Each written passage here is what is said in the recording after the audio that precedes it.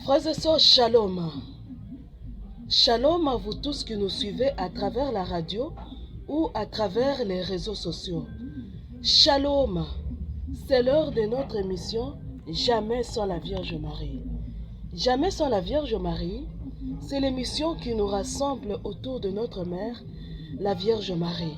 Jamais sans la Vierge Marie, c'est l'émission qu'anime votre sœur lumière que je suis. Mes frères et sœurs, je nous demanderai de faire silence en nous et autour de nous.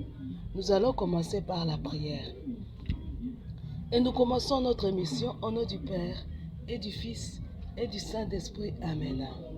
Mes frères et sœurs, je vais nous demander de prendre ensemble le Viens Divine Volonté.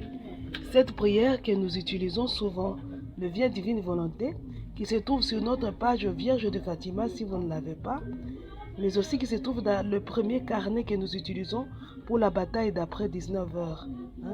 Le Viens Divine Volonté. J'espère que vous l'avez trouvé, nous prions ensemble. Viens Divine Volonté, viens par la puissante intercession du cœur immaculé de la Vierge Marie, notre Reine bien-aimée. Par ta toute puissance, viens régenter toute créature. Viens partager ce jour que tu m'as donné avec moi. Viens combattre en moi et à mes côtés pour que nous puissions tout faire ensemble et que le Seigneur nous délivre afin de tout mal et ses incubateurs pour les siècles sans fin. Viens et sois l'unique volonté qui habite, anime, meut toute créature. Avec le Père, le Fils et l'Esprit Saint, fais que revienne l'harmonie pure et parfaite entre le Créateur et ses créatures, entre les créatures elles-mêmes.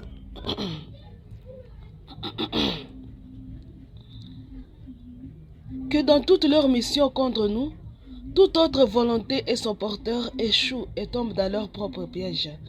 Que se retournent toujours et toujours contre eux, au centuple et sans jamais rater la cible, même pas une fois, toutes leurs pensées, paroles, faits et gestes dirigés contre nous, pour que la terreur les amène à la conversion. Et s'ils ne se convertissent pas, s'ils s'entêtent, qu'ils disparaissent du milieu des créatures, sans laisser ni trace, ni survivants, pour les siècles sans fin.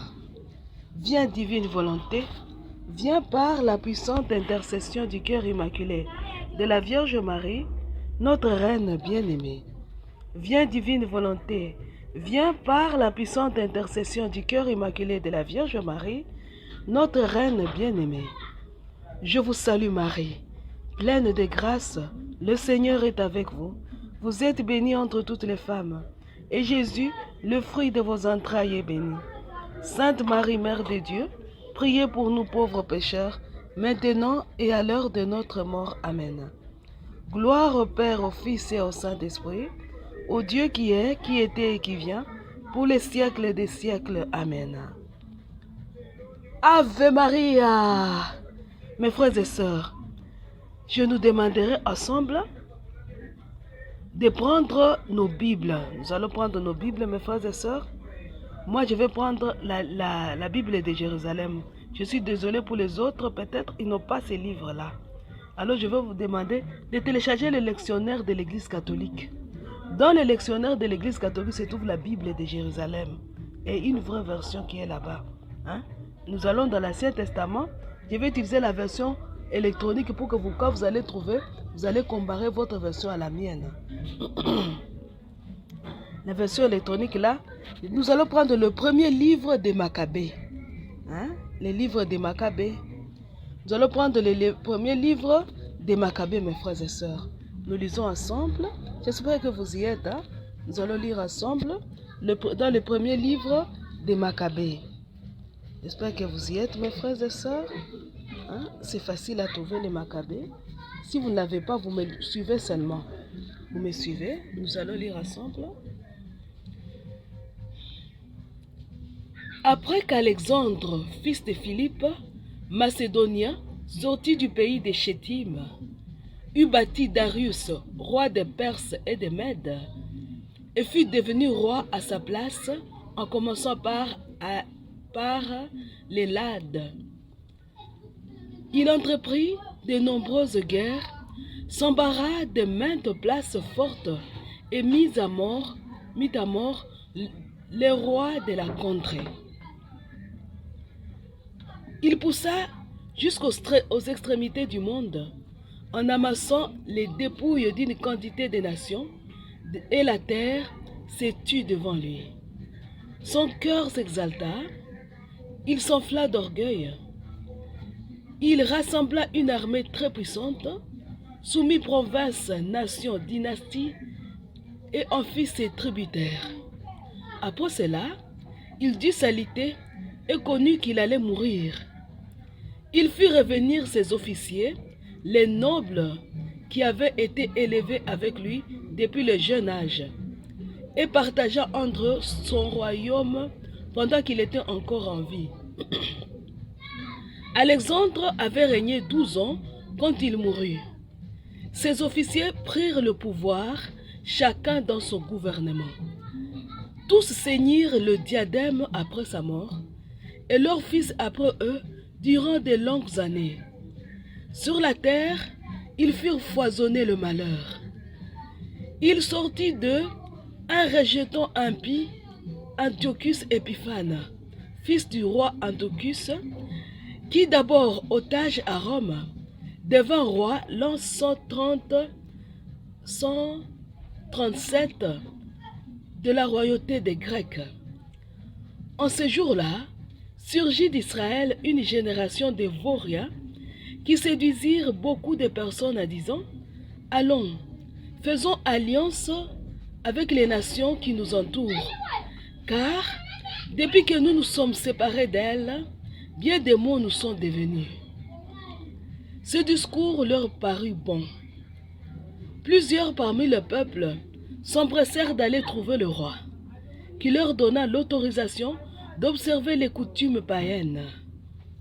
Ils construisirent donc un gymnase à Jérusalem, selon les usages des nations, se refirent des prépuces et régnèrent l'alliance sainte pour s'associer aux nations. Ils se vantirent pour faire le mal. Quand il vit son règne affermi, Antiochus voulut devenir roi au pays d'Égypte, afin de régner sur les deux royaumes. Entré en Égypte avec une armée imposante, des chars, des éléphants et des cavaliers, et une grande flotte, il attaqua le roi d'Égypte, Ptolémée, qui recula devant lui et s'enfuit. Beaucoup d'hommes restèrent sur le terrain. Les villes fortes égyptiennes furent prises, et Antiochus s'empara des dépouilles du pays. Ayant vaincu l'Égypte et pris le chemin du retour en l'année 143, il marcha contre Israël et sur Jérusalem avec une armée imposante. Entré dans le sanctuaire avec arrogance, Antiochus enleva l'autel d'or, le candélabre des lumières avec tous ses accessoires, la table d'oblation, les vases à libation, les coupes, les cassolettes d'or, le voile, les couronnes, la décoration d'or sur la façade du temple, dont il détacha tout le plaquage. Il prit l'argent et l'or, ainsi que les ustensiles précieux, et fit main basse sur les trésors cachés qu'il trouva. Emportant le tout, il s'en alla dans son pays, et versa beaucoup de sang, et proféra des paroles d'une extrême insolence. Israël fit l'objet d'un grand deuil dans tout le pays. Chefs et anciens gémirent, jeunes filles et jeunes gens dépérirent, et la beauté des femmes s'altéra. Le nouveau marié entonna un thème. Assise dans la chambre, l'épouse fit un deuil. La terre trembla à cause des habitants et la honte, à cause de ses habitants, et la honte couvrit toute la maison de Jacob.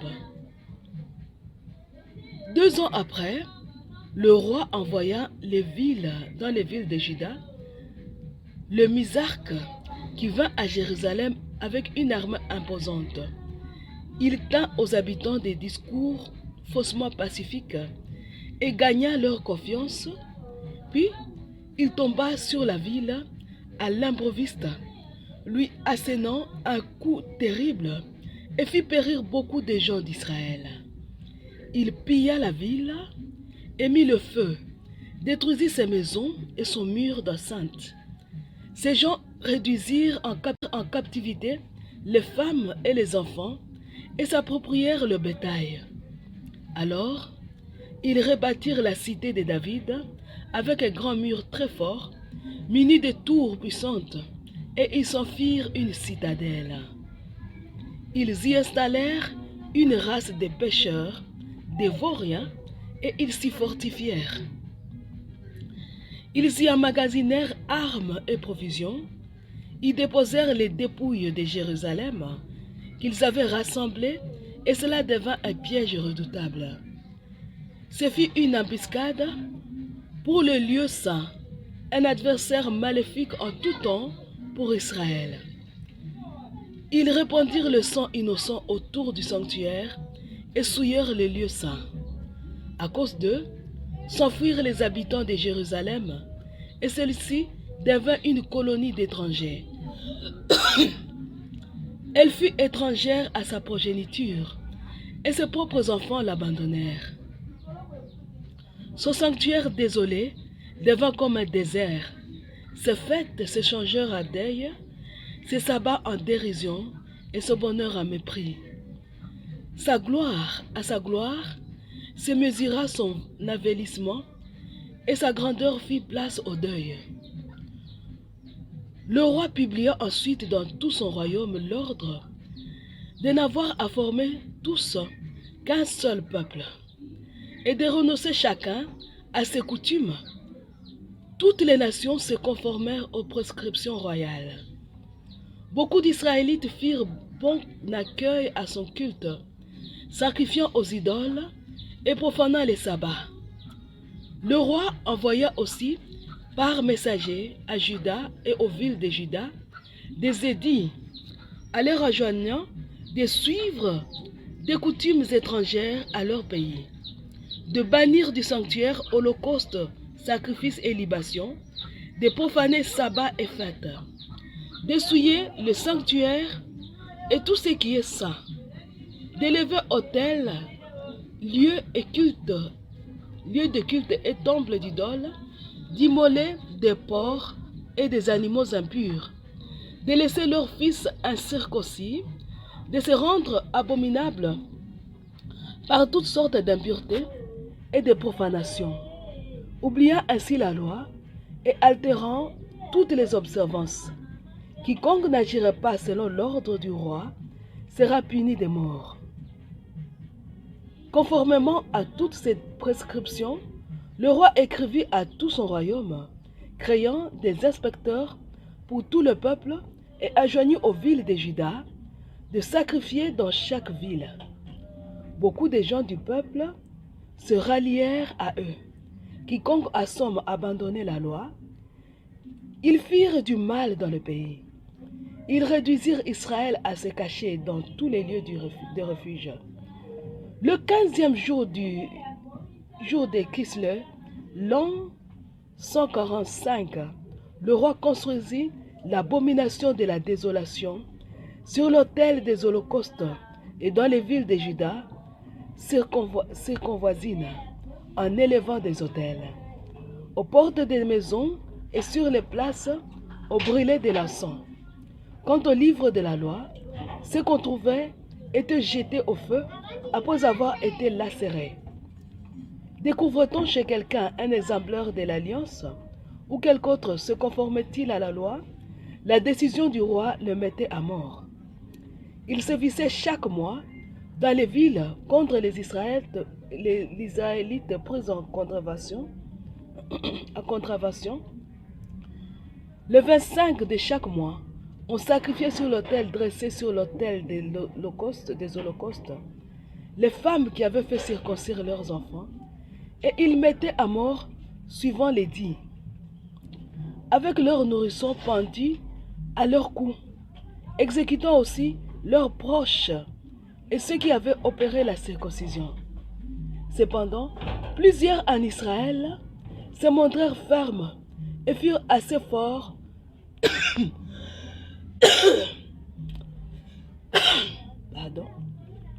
pour ne pas manger des mains impures. Ils acceptèrent de mourir plutôt de contaminer par la nourriture, plutôt que de se contaminer par la nourriture et de profaner la Sainte Alliance. Et en effet, ils moururent. Une grande colère plana sur Israël. Shalom. Ave Maria. Mes frères et sœurs, c'est long. La lecture est longue, mais il fallait tout lire. Nous sommes là au premier chapitre du premier livre des Maccabées. Une lecture qui nous a pris autour de 15 minutes. J'espère que ça ne nous a pas fatigués, mais il fallait qu'on lise ça, il fallait qu'on lise ce chapitre-là. Mes frères et sœurs, ce n'est pas un secret, ce n'est un secret pour personne. Nous avons attendu tous qu'à Rome, notre pape François, notre pape a dit, il a publié un document selon lequel nous pouvons, les prêtres peuvent bénir les homosexuels. Tout le monde se met à parler des homosexuels. Le pape a publié ce document-là. Voilà, qu'on peut publier les couples irréguliers. Et dans l'église, parmi les couples irréguliers, se trouvent les couples homosexuels. Mes frères et sœurs, Ave Maria, les couples homosexuels. Mes frères et sœurs, la lecture que nous venons de faire aujourd'hui, c'est une lecture préparée par notre Dieu pour nous aider à comprendre à fond ce qui se passe dans l'Église. Qu'est-ce qu'on dit dans la lecture? On dit qu'il y avait un roi. Il y avait un roi qui était parti un jour à conquête. Il a fait sa conquête et il a gagné des nations et des nations. Mais il a senti qu'il va mourir. Comme il a senti qu'il va mourir, qu'est-ce qu'il a dit? Non, ce royaume, une personne ne va pas régner sur le royaume. Il a partagé son pouvoir entre ses officiers. Et puis, après sa mort, tous ses officiers sont devenus des rois. Et ces rois-là, ils ont fait foisonner le malheur. Bon, en Israël, les enfants d'Israël, on dit que parmi eux, s'est élevée aussi une génération de vauriens. Ces vauriens-là s'étaient rassemblés et ils se sont alliés aux mercenaires, donc aux étrangers, au roi là, qui venait du premier grand roi qui voulait conquérir la terre. Qu'est-ce qu'ils ont fait? Ils se sont refait les prépuces, c'est-à-dire ils ont renié la circoncision, donc ils ont effacé les traces de la circoncision. Ils se sont refait les prépuces. Shalom mes frères et sœurs. On dit que même ils ont fait construire un gymnase et ils ont adopté le comportement des païens. Ils ont adopté des lois et tout ce que leur disaient les païens. Et ils ont été d'accord et se rallier avec ceux-là qui persécutaient ceux qui s'attachaient à la religion juive. On tuait les femmes qui s'obstinaient à faire circoncire les enfants. Qu'est-ce qu'on faisait? On les tuait avec leurs enfants pendus à leur cou. C'est ce qu'on faisait. Ils ont sali les sanctuaires. Ils ont transformé Jérusalem à une colonie étrangère. Ils ont fait tout ce qu'ils veulent. Vous avez suivi la lecture. Shalom mes frères et sœurs. Je vous avais dit que la lecture du premier chapitre des Maccabées d'ailleurs, la lecture du livre des Maccabées, va nous aider à comprendre ce qui se passe dans l'Église actuellement. Mes frères et sœurs, depuis un certain temps, nous lisons dans les livres bleus, dans les messages, je rappelle encore, si tu veux avoir les livres bleus, toi qui me suis, tu peux les demander au plus 243 85 0 135 258. Plus 243 85 0 135 258. Les livres bleus. Et dans les livres bleus, la Vierge Marie, dans le message, la bête semblable à la panthère, la bête semblable à l'agneau et l'énorme dragon rouge dit ceci, il y a les francs-maçons qui œuvrent dans le monde, qui sont soutenus par les francs-maçons qui œuvrent dans l'église. La Vierge dit ceci, la bête semblable à la panthère, c'est la franc-maçonnerie dans le monde. La bête semblable à l'agneau, c'est la franc-maçonnerie dans l'église. L'énorme dragon rouge, c'est le satanisme. Pardon, c'est l'athéisme théorique et pratique. Shalom, mes frères et sœurs. Dans la prophétie des ondes, nous avions lu que, à un moment donné, l'homme a voulu se révolter contre l'Église. Il s'est appuyé sur la science. Il a envoyé des explorateurs dans le monde pour essayer de remplacer par les hommes de l'Église par les hommes des sciences. Donc, remplacer les religieux et les prêtres par les scientifiques. Remplacer la science, remplacer la foi ou la religion par la science. Shalom, mes frères et sœurs. Mais derrière ces hommes-là qui voulaient conquérir le monde, à l'exemple du roi Alexandre qui voulait conquérir le monde, derrière eux se trouve Satan qui depuis longtemps veut faire sien la terre et tous ses habitants, le monde et toutes ses richesses. Donc, nous nous retrouvons, mes frères et sœurs, dans un moment pareil. Dans un moment pareil, mes frères et sœurs. Hein? Où la science veut gérer toutes choses et faire taire les religieux.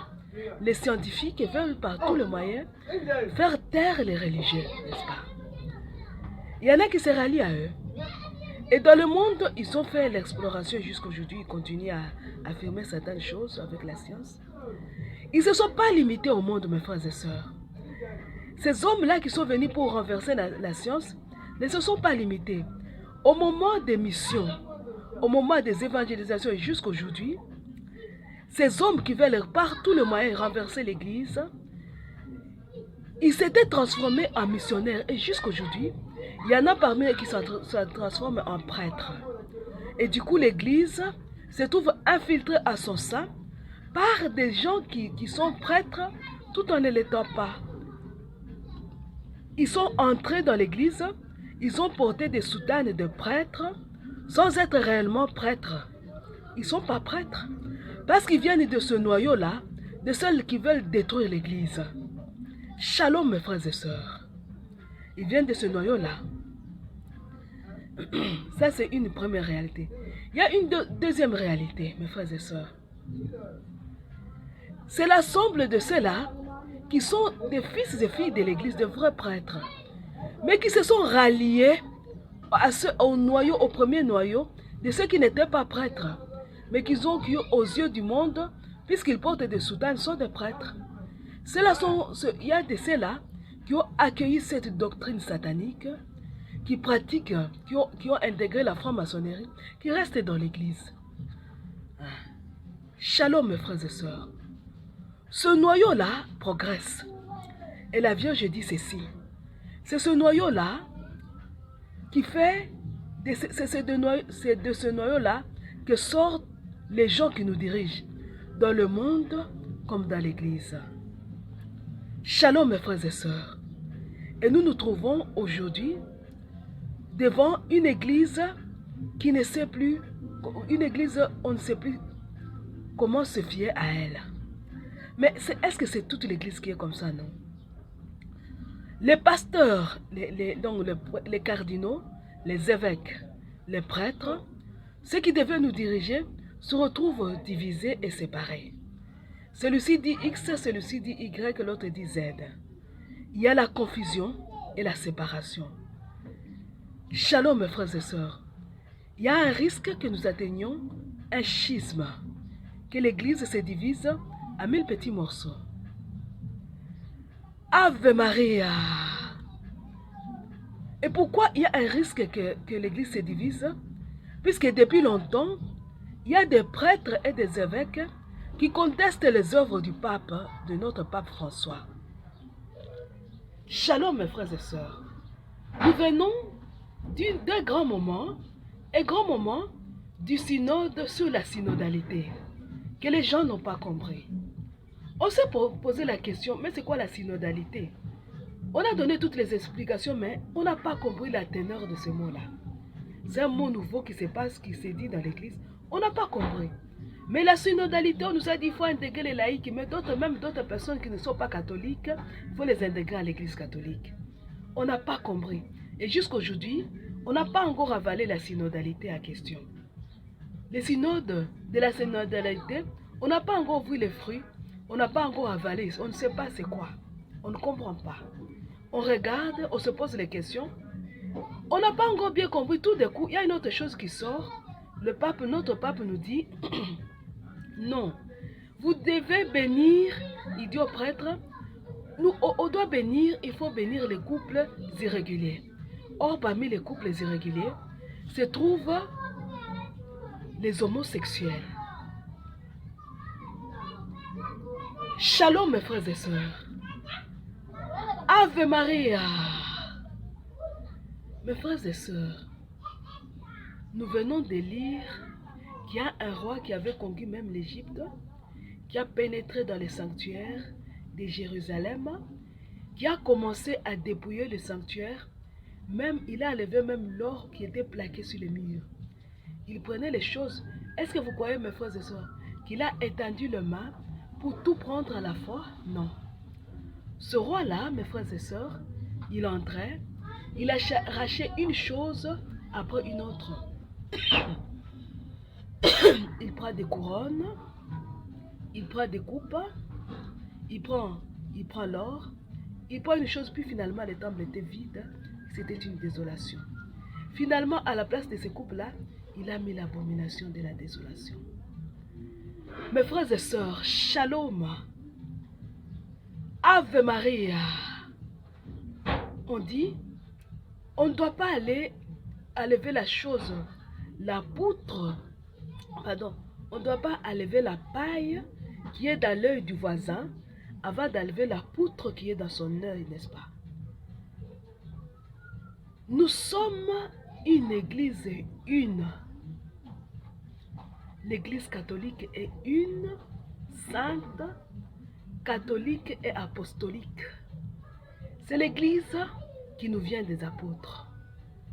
Et nous croyons tous, et nous le savons, et c'est ce que l'église nous a enseigné, que le pape, c'est le successeur de Pierre. Pierre n'est pas la tête de l'église. La tête de l'église, c'est Jésus. Mais visiblement, nous voyons comme tête le pape, mais comme le tête Pierre, mais la tête de l'église, ce n'est pas Pierre. Pierre est la pierre angulaire. Mais Jésus est la véritable pierre angulaire. Pierre, Jésus lui dit, tu es Pierre, et sur cette pierre, je bâtirai mon église. Shalom, mes frères et sœurs, c'est ce que Jésus avait dit. Tu es Pierre, sur cette pierre, je bâtirai mon église. Mais Jésus aussi avait dit, n'avez-vous pas appris que la pierre rejetée par les bâtisseurs est devenue la principale de l'angle? Donc la vraie pierre sur laquelle est bâtie l'église, c'est bien Jésus. Vous voyez? Donc l'autorité que Jésus donne à Pierre, c'est l'autorité même de Jésus, n'est-ce pas? Donc Pierre est chef de l'église par participation à la souveraineté, non, à l'autorité de Jésus. Ce n'est pas pour rien qu'on appelle le pape, le successeur de Pierre, le vicaire. Voilà. On appelle le vicaire. Si on dit le vicaire, c'est-à-dire qu'il y a un curé, n'est-ce pas? Le vicaire, c'est l'adjoint. C'est-à-dire qu'il y a une tête, le vicaire. Mais c'est lui qui représente le Christ, parce que le Christ, nous ne le voyons pas avec nos yeux. C'est lui qui parle au nom du Christ. Il est le vicaire parce qu'il représente celui qui est invisible. Le Christ qui est invisible, le pape le représente. Mais il reste le vicaire, n'est-ce pas? Shalom mes frères et sœurs. Mais cette fois-ci, notre pape a dit, nous allons bénir les homosexuels. Mes frères et sœurs, c'est une erreur. C'est une erreur grave. Ça, c'est grave. Je ne juge pas. Je ne juge pas le pape, mais je constate seulement. C'est une erreur grave. On ne doit pas se taire et dénoncer les erreurs qui viennent du BRICS et du nouvel ordre mondial, puis se taire sur les erreurs qui viennent de notre propre Église. On ne peut pas faire ça. C'est une erreur grave qui vient du vicaire, pas de la tête de l'Église. Jésus n'a pas dit ça. Mais vous allez dire que la parole du pape, c'est la parole de Jésus, non. Il y a là ce qu'on appelle un reniement. Un reniement. Mes frères et sœurs, Shalom, Ave Maria. Il y a là un reniement. Pourquoi je parle d'un reniement? Il y a reniement, il y a aussi trahison. Pourquoi je parle de reniement et de trahison, mes frères et sœurs? Shalom. Il y a la petite toux qui me dérange. Excusez-moi. Et ma voix alors, elle est devenue bizarre. Ave Maria. Pourquoi il y a reniement? Pourquoi il y a trahison? Puisque Jésus a dit ceci. Si quelqu'un veut m'aimer, qu'il garde ma parole. C'est Jésus qui avait dit ça. Si quelqu'un veut m'aimer, qu'il garde ma parole. Ça, c'est la parole de Jésus. Jésus est le Verbe fait chair. C'est le Fils de Dieu devenu homme. Jésus, c'est Dieu le Fils. C'est la parole. Jésus, devenu homme, n'a pas perdu sa divinité, même pas un instant. Il reste un et trina. Même homme, il reste parfaitement, absolument un avec son Père. Sa parole, c'est la parole même du Père. Et le Père avait dit, tu ne coucheras pas avec un homme comme on couche avec une femme. Voilà. Il avait dit ça aux fils d'Israël. Donc il avait interdit l'homosexualité. Le Père avait dit, je vous envoie au milieu des Cananéens. Ne reproduisez pas leurs œuvres. Le Père avait dit ça. Et parmi les œuvres qu'avait interdit le Père, se trouve l'homosexualité. Se trouve l'homosexualité. Souvenons-nous de Sodome, mes frères et sœurs. Les habitants de Sodome et Gomorrhe étaient brûlés par le feu qui venait du ciel à cause de leur sodomie. Et dans la sodomie se trouve l'homosexualité. Vous allez me dire où est la preuve que le mal de Sodome, c'était l'homosexualité. Regardez dans ceux qui font la pornographie, mes frères et sœurs. Ils vont vous trouver le mot sodomie. Parce qu'ils sont conscients. C'est quoi les sodomies quand on parle de sodomie? Ils sont conscients. Ça, c'est la preuve selon le monde. Selon la Bible, quand les anges avaient quitté Abraham, mes frères et sœurs, ils sont venus chez Lot. Ils sont venus. Et les habitants de Sodome, là où et Gomorrhe, là se trouvaient Lot, ils ont vu les anges très beaux. Qu'est-ce qu'ils sont venus? Qu'est-ce qu'ils ont fait? Ils sont venus à grande quantité. Ils ont dit à Lot, donne-nous ces gens que nous couchons avec eux. c'était des hommes. Ce n'étaient pas des femmes, les anges. Quand ils sont venus visiter Lot, ce n'étaient pas des femmes, c'était des hommes. Il est venu, notre Dieu sur terre, en prenant la forme de l'homme, pas de la femme. L'homme. Il est venu en la personne de Jésus-Christ, en prenant la forme de l'homme, mes frères et sœurs. Et quand il est venu dans la maison de Lot, chez Abraham, c'était 3 hommes. Les 3 hommes, nous trouvons là, les symboles de la Trinité. Ils sont venus chez Lot. Lot a dit aux habitants de Sodome, non, ne faites pas ça. Prenez mes filles. Les filles de Lot, la Bible nous dit qu'elles étaient vierges. Mais les habitants de Sodome ont dit, non, nous n'allons pas accoucher avec les femmes, mais avec les hommes. Donc, ils avaient porté l'homosexualité à une perfection démoniaque. Ils avaient le dégoût des femmes. Ils avaient trouvé leur bonheur en couchant avec les hommes. Et ils avaient trouvé que les hommes qui sont allés chez l'autre étaient spéciaux. Il fallait absolument coucher avec eux. Leur rage en eux, la convoitise en eux, avait atteint le sommet le plus haut. Ils avaient une faim de la chair de l'homme, une faim homosexuelle, une faim terrible qui n'arrivait pas à attiser, comment on dit ça? Ils n'arrivaient pas à contrôler cette faim-là. Même si on leur donnait une femme, non. Il fallait seulement un homme pour ça. Et ils étaient nombreux. Tous voulaient violer les anges. Shalom mes frères et sœurs. Ave Maria. C'est à ce niveau qu'étaient arrivés les habitants de Sodome. D'abord, les anges, donc Dieu, les avait aveuglés. Puis il les a brûlés. Quand il brûlait mes frères et sœurs, ils ne pouvaient même pas se sauver. Peut-être les portes de sortie de Sodome étaient tout près d'eux. Mais comment aller trouver les portes de sortie? Ils allaient trouver parce qu'ils étaient aveuglés. Leurs yeux ne voyaient pas comment ils allaient courir. Peut-être il y avait un flaque d'eau à côté, mais comment ils allaient courir? Ils étaient déjà aveuglés. Donc ils étaient mis dans une incapacité totale de se sauver de ces feux-là. Shalom mes frères et sœurs. La sodomie. L'homosexualité, c'est la sodomie. On ne peut pas la bénir, mes frères et sœurs. On ne peut pas. Alors si on peut la bénir, qu'allons-nous faire des habitants de Sodome et de Gomorrhe? Leur sang va crier vengeance.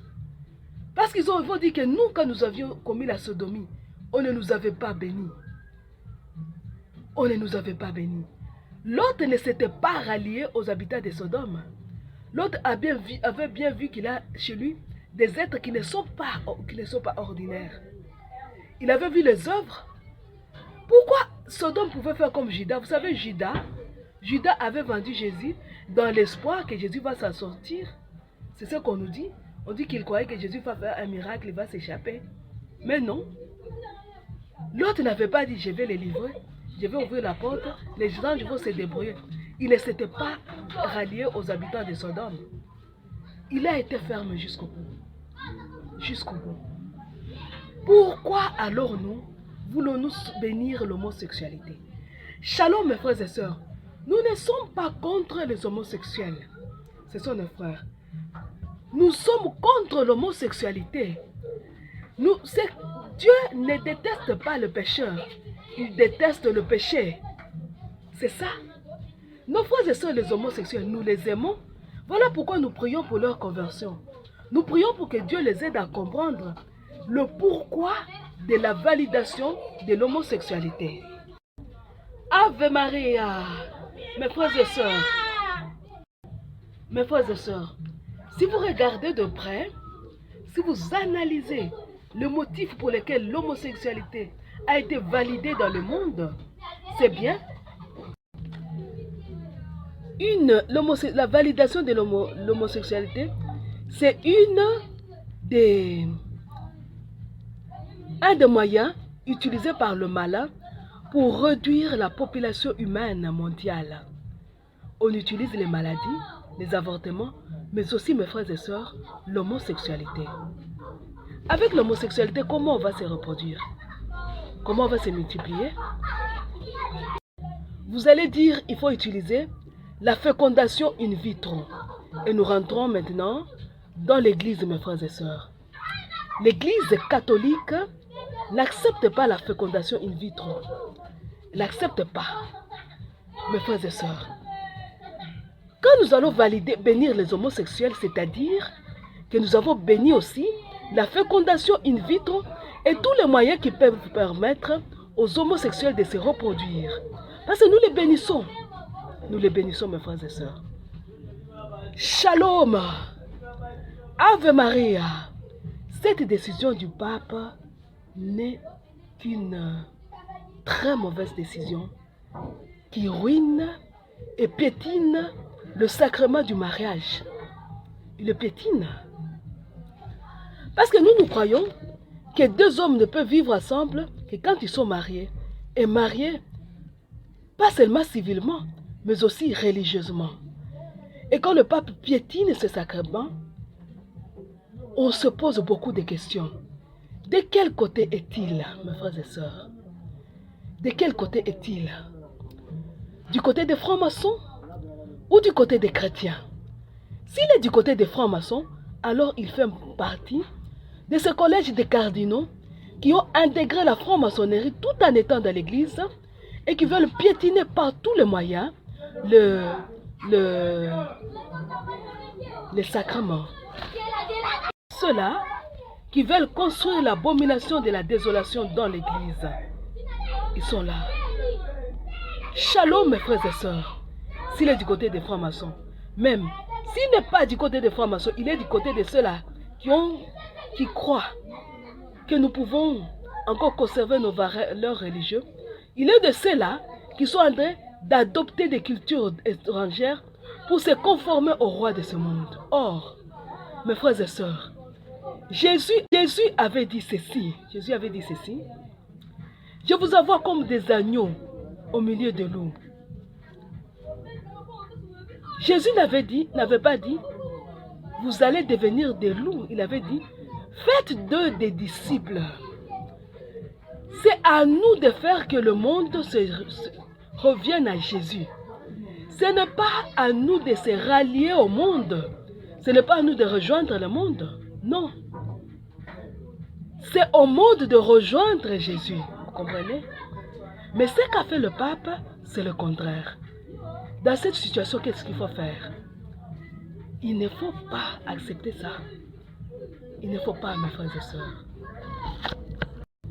Shalom! On dirait que le pape est en train de nous faire avaler quelque chose. Il a quelque chose, une destination où il veut aller, mais il nous le fait avaler petit à petit. Il nous a fait avaler dans la douceur le synode de la synodalité. Là, il est en train de nous faire avaler encore dans la douceur la bénédiction des couples homosexuels. Mes frères et sœurs, je vais vous lire la réaction. Shalom, mes frères et sœurs. Une sœur à moi, a publié dans notre groupe, notre petit groupe, la déclaration des évêques du Cameroun. Attendez, mes frères et sœurs, je vais vous la lire.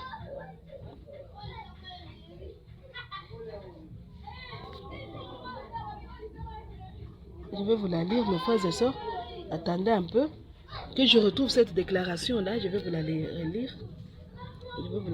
Elle est là, mes frères et sœurs. Je vais vous la lire intégralement. Déclaration des évêques du Cameroun sur l'homosexualité et sur la bénédiction des couples homosexuels. Écoutez. Face aux abus sémantiques destinés à fausser la valeur des réalités et le sens réel des notions de famille, de couple, de conjoint, de sexualité et de mariage, face à la vague d'indignation, d'interrogation et d'inquiétude qui suscite au sein du peuple de Dieu, la déclaration fiducia, je ne sais pas lire ça, mais fiducia supplicant, je ne sais pas lire le latin, excusez-moi, sur la question de la bénédiction des couples de même sexe, pour la dignité humaine et le salut de l'humanité tout entière en Jésus-Christ. Nous, évêques du Cameroun, au sujet de l'homosexualité et de la bénédiction des couples homosexuels, déclarons unanimement ce qui suit.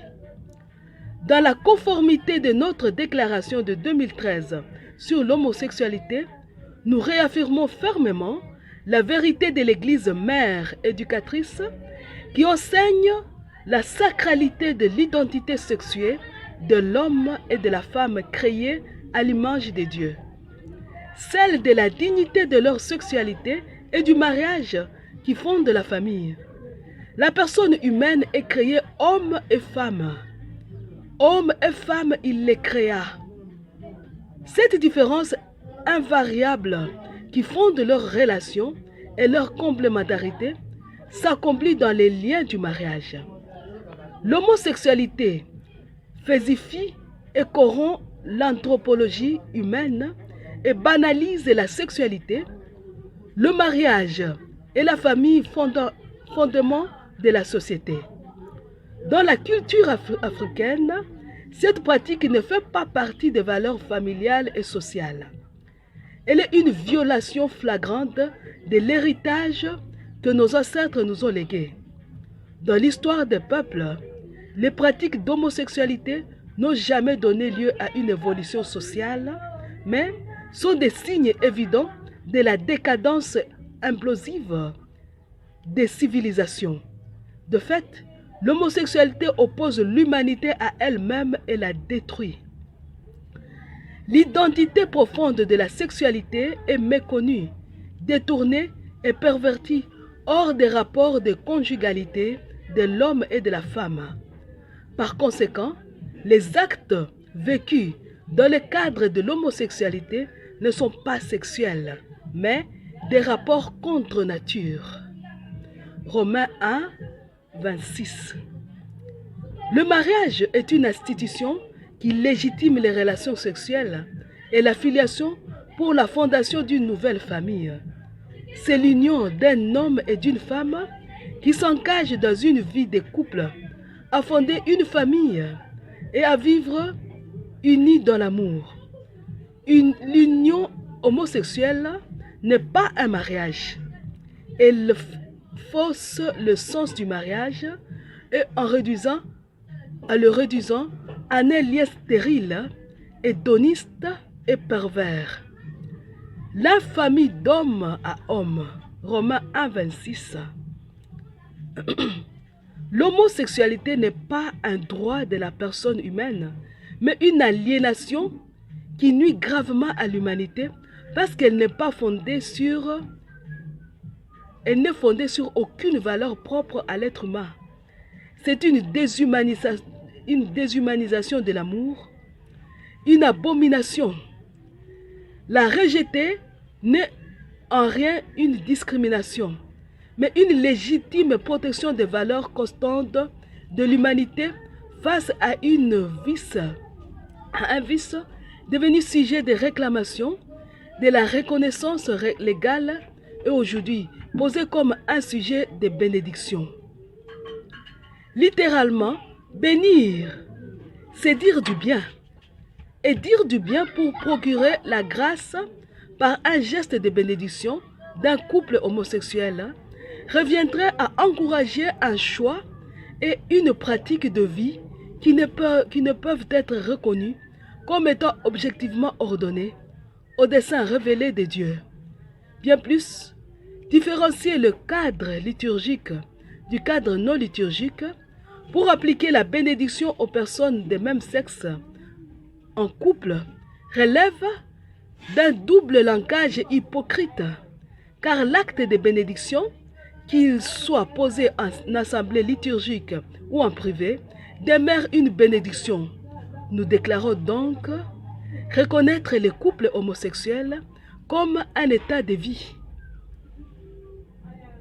Fidèle à l'enseignement pérenne de la tradition ecclésiale qui déclare intrinsèquement désordonnés et contraires à la loi naturelle les actes d'homosexualité, entre parenthèses, Catéchisme de l'Église catholique numéro 2357, nous, évêques du Cameroun, réitérons notre désapprobation de l'homosexualité et des unions homosexuelles. Écoutez, nous, évêques du Cameroun, réitérons notre désapprobation de l'homosexualité et des unions homosexuelles. Par conséquent, nous interdisons formellement toute bénédiction des couples homosexuels dans l'Église du Cameroun. Étant donné que Dieu ne veut pas la mort du pécheur, mais sa conversion pour la vie éternelle, nous recommandons ceux qui sont enclins à l'homosexualité, à la prière et à la compassion de l'Église, en vue de leur conversion radicale.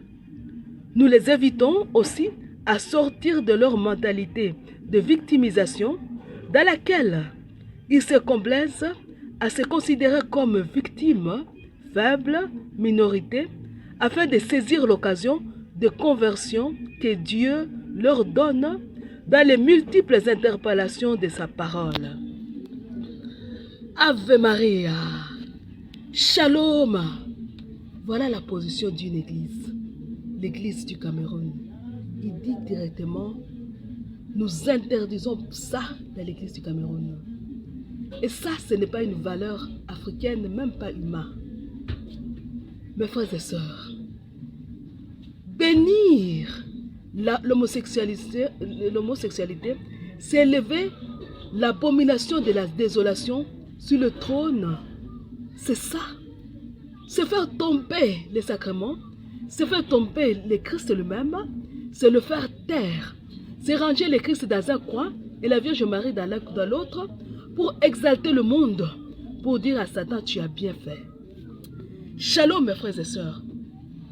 L'homosexualité n'est pas une chose à exalter ni à bénir, non.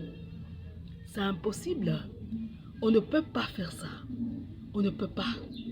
Ave Maria, vous qui me suivez, ne ricanez pas, ne rigolez pas, ne vous réjouissez pas. C'est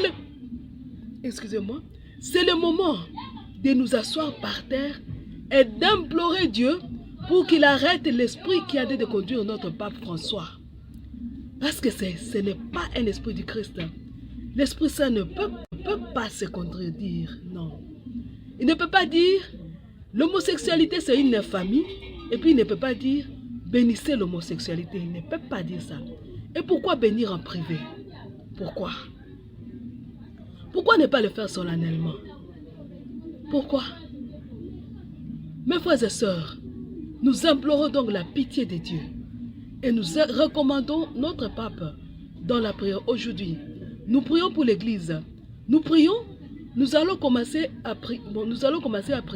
Nous prions déjà, mais cette fois-ci, prions pour qu'il n'y ait pas un schisme, mais que le Seigneur nous délivre du mal et ses incubateurs. C'est là que nous revenons à la prière d'après 19h. Je vous appelle mes frères et sœurs qui n'avaient pas encore commencé ces prières-là, de commencer. Pour conclure mes frères et sœurs, je vous demanderai de prendre le deuxième carnet, le carnet des combattants d'après 19h. Nous allons dire la litanie des communions. Nous allons appeler l'aide des anges des saints pour nous aider à nous battre. On ne peut pas accepter ça. On ne peut pas. On ne peut pas. Nous prions. Sainte Marie, sois avec nous. Toi, la Mère de Dieu, sois avec nous. Viens prier avec nous pour la fin de ces temps de cohabitation, d'attente et de communication entre le bien et le mal. Sois avec nous. Vous tous les anges de Dieu, soyez avec nous. Vous qui faites partie de l'armée sainte de Dieu, soyez avec nous. Venez prier avec nous pour la fin de ces temps, soyez avec nous. Saint patriarche et prophète, soyez avec nous. Vous qui êtes les pères des croyants, soyez avec nous. Venez prier avec nous pour la fin de ces temps, soyez avec nous. Saints apôtres et évangélistes, soyez avec nous. Vous qui nous avez transmis la foi au Christ, soyez avec nous. Venez prier avec nous pour la fin de ces temps, soyez avec nous. Tous les saints du ciel, soyez avec nous. Vous qui voyez Dieu, soyez avec nous. Venez prier avec nous pour la fin de ces temps, soyez avec nous. Vous, nos ancêtres au cœur droit, soyez avec nous. Vous qui aidés par Dieu, l'avez servi fidèlement, soyez avec nous. Venez prier avec nous pour la fin de ces temps, soyez avec nous. Vous tous les âmes du purgatoire, soyez avec nous. Vous qui avez l'assurance du salut malgré vos souffrances, soyez avec nous. Offrez vos souffrances pour notre triomphe et que le Seigneur reçoive le nôtre pour votre repos, soyez avec nous. Je vous salue Marie, pleine de grâce. Le Seigneur est avec vous. Vous êtes bénie entre toutes les femmes, et Jésus, le fruit de vos entrailles, est béni. Sainte Marie, Mère de Dieu, priez pour nous pauvres pécheurs, maintenant et à l'heure de notre mort. Amen. Gloire au Père, au Fils et au Saint-Esprit, au Dieu qui est, qui était et qui vient, pour les siècles des siècles. Amen. Maranatha, viens Seigneur Jésus. Nous